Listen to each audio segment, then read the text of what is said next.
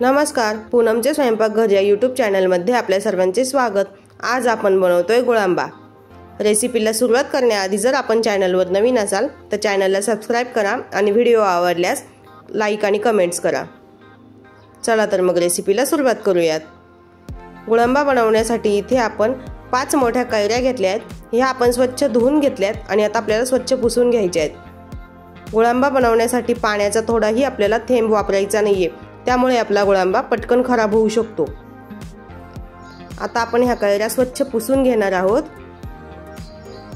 आणि एका ताटामध्ये काढून घेणार आहोत। ह्या स्वच्छ पुसून घेतलेल्या कैऱ्या आपल्याला वरचे साल काढून घ्यायचे आहेत। आपल्याला अशा प्रकारे साल कटरने याच्या सर्व साली छान काढून घ्यायच्या आहे। साली काढून झाल्या की आपल्याला हे सर्व कैऱ्या छान किसून घ्यायच्या आहेत।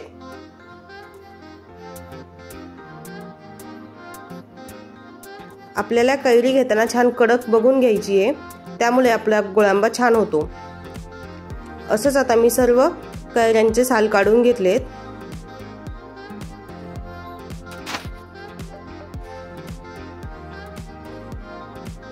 आपला हा गुळांबा वर्ष टिकू शकतो। आता हे साल काढून झालेले आपल्याला छान किसून घ्यायचे। किसताना आपल्याला किसणीच्या मोठ्या बाजूने किसायचे, त्यामुळे आपल्या कैरीचे छान किस तयार होतो आणि खायलाही छान लागतो। आता आपलं हे सर्व किसून झालंय। आपण जेवढी कैरी घेतली किसलेली तेवढंच आपल्याला गूळ घ्यायचा आहे। आता आपल्याला कैरी आणि गूळ मिक्स करून घ्यायचा आहे। आपल्याला हवं तर आपण निम्मा गूळ निम्मी साखरही वापरू शकतो, पण गुळामुळे गुळांब्याची टेस्ट छान लागते, त्यामुळे मी इथे पूर्णपणे गूळ वापरलाय।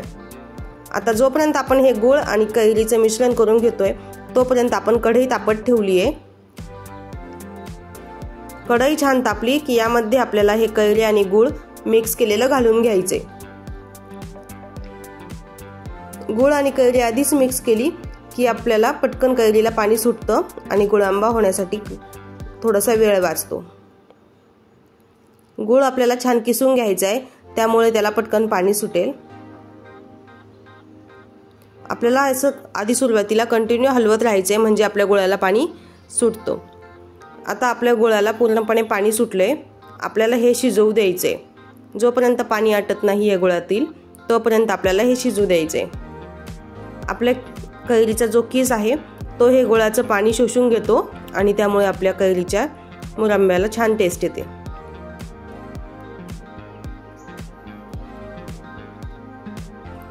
आता अशा प्रकारे याची कन्सिस्टन्सी झाली आहे। थोड्या वेळानंतर आपल्या गुळांब्याचा कलरही बदलतो। त्यामध्ये मी इथे वेलची पूड घालून घेतली आहे। 2 ते 3 लवंगा आणि एक अख्खी वेलची घालून घेतली आहे। हे आपल्याला मिश्रण शिजत आल्यावर घालायचे, त्यामुळे वेलचीचा फ्लेवर शेवटपर्यंत छान टिकतो। आता आपला गुळांबा तयार झालाय। इथे आपण बघू शकतो आपल्याला अशा कन्सिस्टन्सी मध्येच हा ठेवायचा असतो। यापेक्षा जर जास्त घट्ट केला तर नंतर तो थंड झाल्यावर कडक होऊ शकतो। आता आपण एका सर्विंग बाउल मध्ये हे काढून घेतोय। आजची गुळांब्याची रेसिपी कशी वाटली नक्की सांगा। चॅनलला लाईक करा, सबस्क्राइब करा आणि शेअर करा।